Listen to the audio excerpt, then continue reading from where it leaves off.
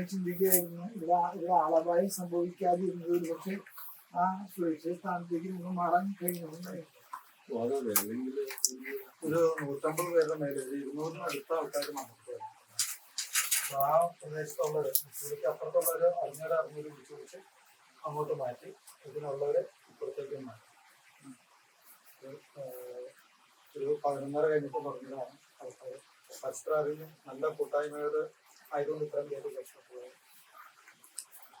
അപ്പൊ നമ്മളാ പോകുന്ന വഴിക്കുള്ള ആ വീട്ടിൽ തന്നെ 10-31 പേരുണ്ടായിരുന്നു അവിടെ സൈഡിൽ. അതിന്റെ സൈഡിൽ കൂടെ ഈ വീട്ടിൽ പോയി ഭാഷയും നമ്മുടെ ഡോട്ടോയും മകളെല്ലാം സൈഡിലാണ് പോയി.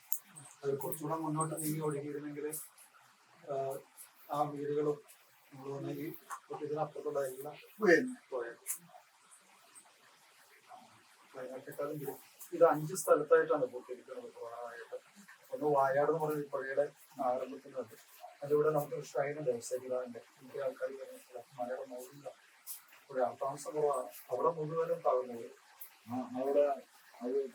നമ്മുടെ ഷ്രൈൻ അവിടെ ഉണ്ട്.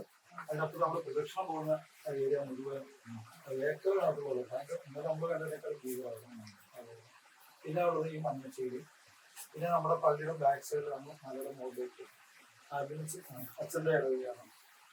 ആംബുലൻസാണ് അവിടെ വിചാരിച്ചത്. അവിടെ നമ്മുടെ 40 വീട്ടുകാരേ ഉള്ളൂ.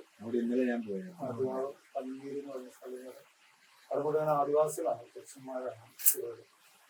അതിന്റെ വേറൊരു സൈഡും കൂടെ ഉണ്ട്. അത് നമ്മള് പോയില്ല. പിന്നെ ഇത്രയും ഈ മലയുടെ ഒരറ്റം തുടങ്ങി അങ്ങേ അറ്റം വഴി